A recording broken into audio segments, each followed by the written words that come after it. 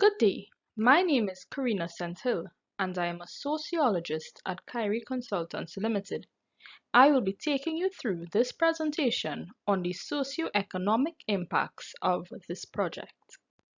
In this presentation, we focus on the findings of the social impact assessment and provide information on our approach to the social assessment, the findings and what is being proposed to address potential negative impacts of the proposed mining and processing facility. For information on the proposed facility and the impact on the natural environment, please refer to Presentations 1 and Presentation 2. The limestone mining and processing facility at Quarita, Upper Okono, is being proposed by Blue Diamond Quarries Limited, the applicant. The design contractors for the facility is Trinidad Contractors Limited. Eco Engineering Company Limited is the independent entity contracted by Blue Diamond Quarries Limited to conduct the impact assessment of the proposed facility on the natural environment. Kyrie Consultants Limited is an independent entity also contracted by Blue Diamond Quarries Limited. Our team is tasked with the responsibility for conducting the social impact assessment of proposed facility and for organizing and facilitating the second public meeting. The proposed project site is to be located northwest of the Quarita Road in the upper reaches of the Okono community. Okono is located in the Maracas Valley in the municipality of Tunapuna, Piaku. This site is to be located approximately 1.8 kilometers or 1.1 miles from the Maracas Royal Road and 6.4 kilometers or 4 miles from the Eastern Main Road. As seen in the Site Development and Management Plan, the proposed limestone mining and processing facility will include 3 extraction zones and 4 stockpiles in the areas of northern, middle, and southern areas of the site. The processing area will be located along the southeast boundary. The Quarita River passes through the northern region of the site and outside its eastern boundaries. 3 silt ponds are being proposed in the facility's southeastern region. We will now delve into the approach that we used for conducting the social impact assessment. As required by the EIA Terms of Reference issued by the EMA, the study area was divided into the immediate impact area and the wider impact area. The immediate impact area includes the communities that are closest to the proposed facility. They have the potential to be directly affected by activities happening at the facility because of their proximity. It also includes the communities that may be indirectly affected by the activities of vehicles along the proposed routes of the vehicles taking minerals to and from the site. The proposed site is located in the municipality of Tunapuna Piaku and is defined as the wider impact area since it is used by CSO and other government agencies as a unit for measuring socio-economic development. The Tunapuna Piaku Regional Corporation and its council are responsible for providing services to communities within its jurisdiction. One of the key responsibilities is the development and maintenance of the local roads, bridges, and watercourses in the study area. The communities in the immediate impact area are Okono Village, Maracas St. Joseph, Valley View, La Saiva Village, La Baja, and La Mango Village. For this social impact assessment, a stakeholder is defined as any person, organization, or group that can be affected by, or who can affect the outcomes of the proposed project. There are several entities who have been identified as stakeholders, and they include the affected communities, business community, human sensitive receptors, which are persons who are more susceptible than the general population to the adverse effects of exposure to pollutants as a result of predisposing factors, local government, public agencies including public utilities, parliamentary representatives, local government representatives, and the public. The purpose of the engagement with stakeholders in this project was to ensure that affected community residents and other stakeholders play a key role in the decision-making process, to capture knowledge, experiences, and views of residents and other stakeholders to improve the design, planning, and implementation of the proposed facility, to avoid or minimize adverse impacts and to enhance benefits, and lastly, to help validate and verify data. Our team has spoken to over 80 individuals from civil society, private sector, and public sector as part of the stakeholder engagement exercise. Stakeholder engagement took the form of individual interviews, focus group discussions, and meetings with key stakeholders, including holding 2 meetings in the upper and lower areas of the Okono community. Some stakeholders consulted included community or village councils in the Luengo, Lamango, Labaha, and St. Joseph areas, local businesses and community-based organizations, the Maracas Valley Action Committee, the Okono Village Dynamic Action Committee, Maracas Valley Taxi Drivers Association, the Maracas Valley Farmers Association, and Kusals Construction Company Limited. We also spoke to the Greater Tunapuna Chamber of Industry and Commerce, the Tunapuna Piarco Regional Corporation, and the Police Service of Trinidad and Tobago. Our approach focused on different aspects of the communities, including the structure of the population, people's health status, educational attainment, and levels of employment. We also focused on existing physical infrastructure and community facilities, recreation, gender, special population needs, and the existing challenges which affect the development of the area. We also identified the vulnerable groups within the area and those who will be more sensitive to the different potential impacts should the project be implemented. From the information collected, we developed profiles of the immediate area and the wider impact areas. These profiles, along with inputs from local communities, were used to identify and evaluate potential impacts and to propose measures that would avoid or reduce identified adverse effects.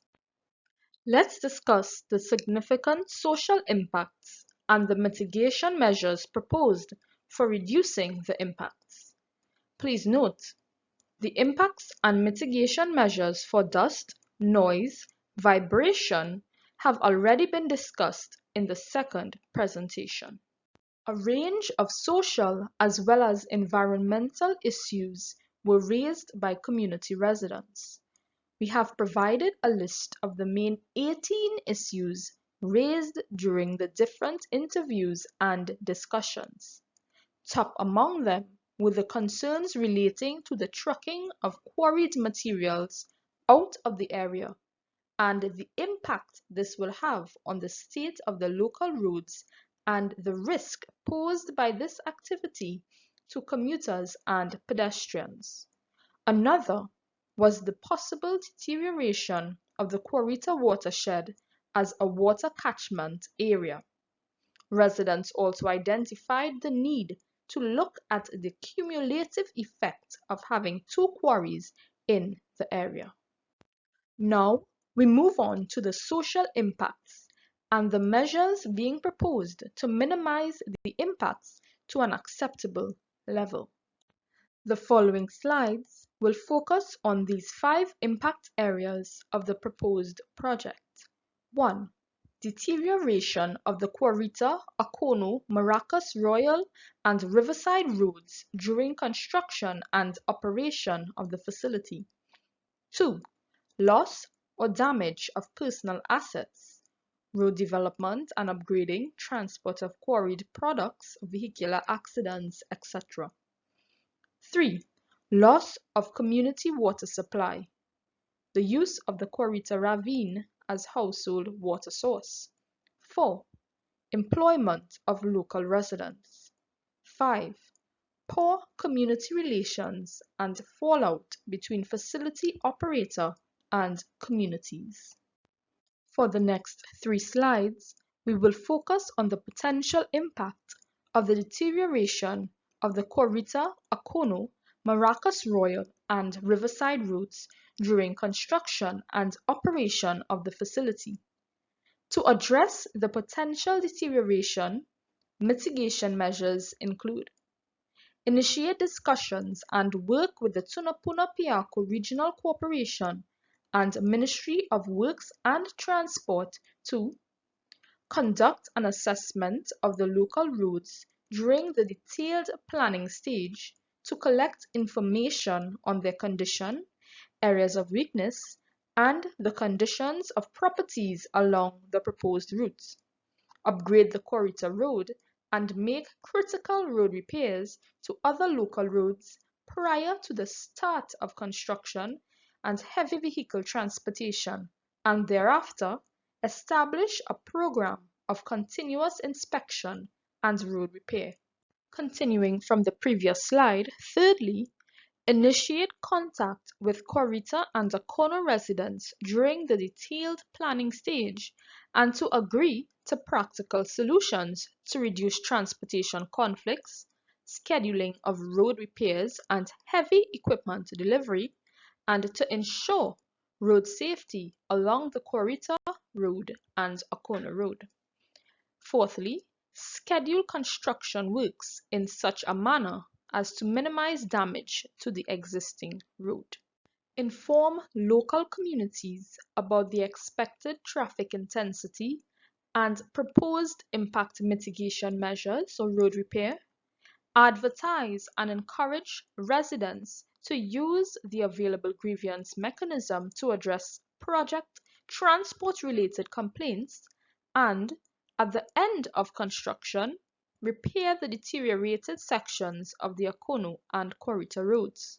It will be important for the applicant to engage the other operators in the area to collaborate with the Ministry of Works and Transport in maintaining the Akono and Maracas Royal Road. These next 2 slides will focus on loss or damage of personal assets resulting from road upgrading, the transportation of quarried products, and vehicular accidents. Mitigation measures include negotiating with the Tunapuna-Piako Regional Corporation and Ministry of Works and Transport in upgrading the Quarita Road and any other significant roadworks required, providing equivalent value for loss of assets, property, land, and structures, or loss of equipment, vehicle damage, etc., or to households and individuals.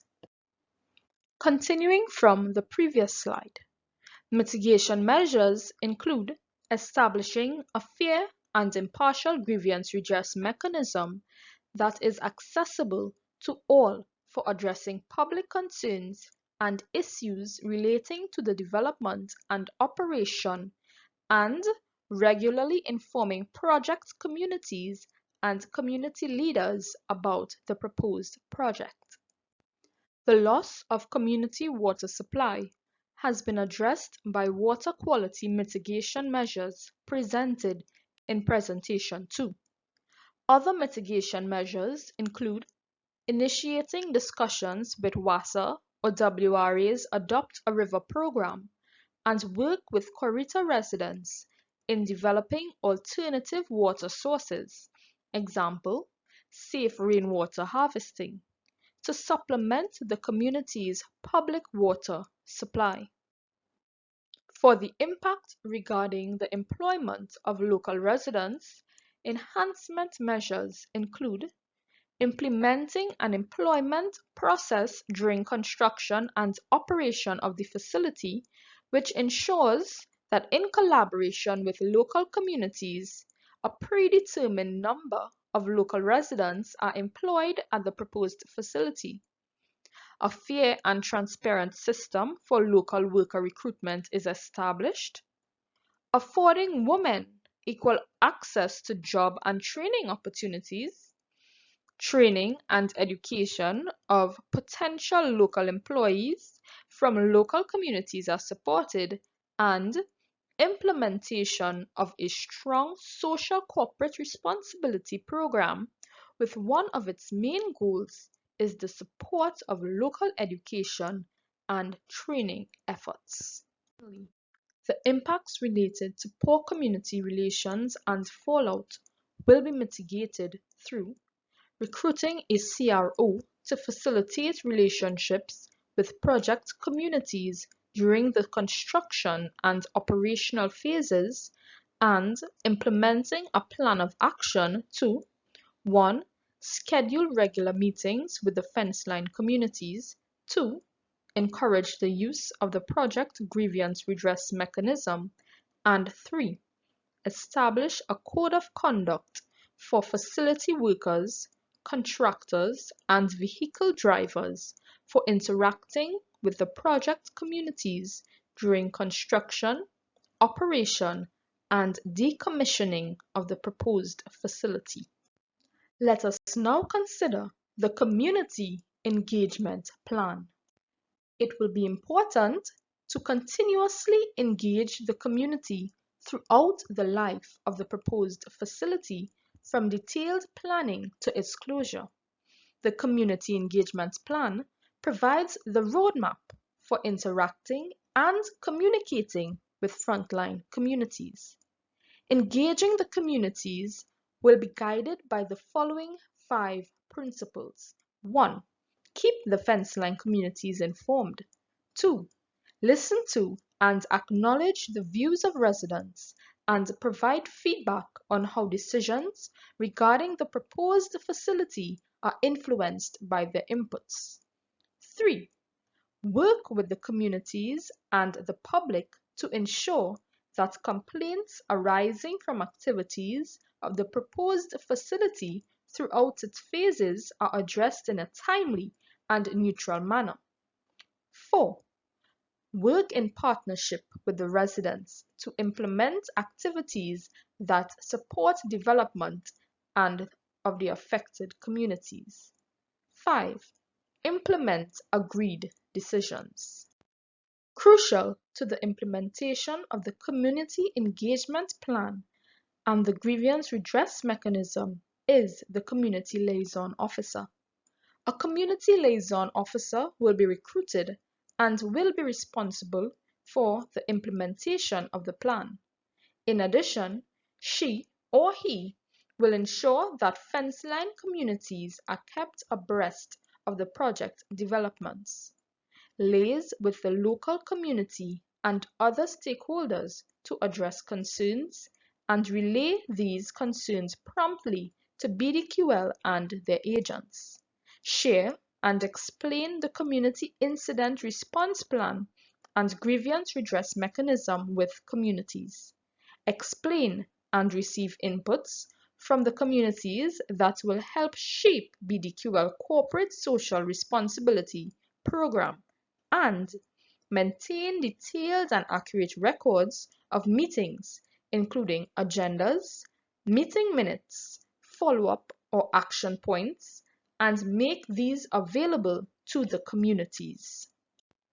As an important stakeholder engagement tool, A grievance redress mechanism provides a consultative process whereby affected stakeholders, individuals, organizations, communities, employees, and others may raise concerns, dissatisfactions, and grievances, whether actual or perceived, to seek a timely resolution.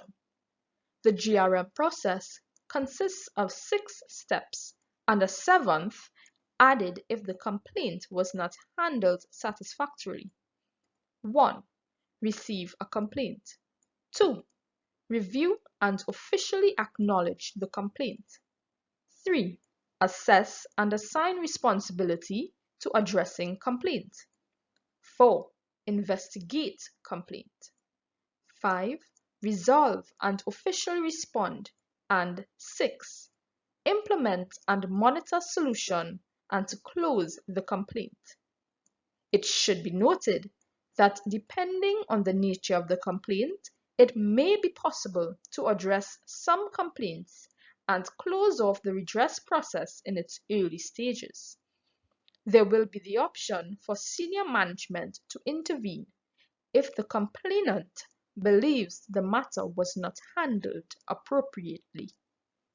These next 2 slides describes the Community Incident Response Plan. In case of a sudden or unexpected situation at the proposed facility, a Community Incident Response Plan prepares the community to respond to the many different types of emergencies that may impact their safety and security. The actions proposed in Community Incident Management Response Plan are consulting with the fence line community regarding the hazards identified in the risk assessment and potential emergencies associated with an incident at the proposed facility. This information will be used to allow the community to prepare for and effectively respond to emergency situations should they arise. Initiating contact and work with Corito's residents to identify the designated persons who will be the first point of contact for the Corito community and in the case of a potential emergency. Create a list of contact information for all households, including contact information for individuals who are likely to be home alone during emergency situations. Continuing from the previous slide, initiate contact and work with Corito's residents to identify persons with special needs who may need to have special assistance during an emergency, such as persons with disabilities, seriously ill persons, older adults. The list will also include a hotline contact information for the official municipal emergency response agencies such as the Tunapuna-Piako Regional Corporation Disaster Management Unit, the Maracas Valley Police Station, St. Joseph Police Station, the Trinidad and Tobago Fire Service, and the Ambulance Service, and designated persons on the community response team. Be part of drills for dealing with emergency situations at the proposed facility, including community emergency contacts in emergency training efforts and drills.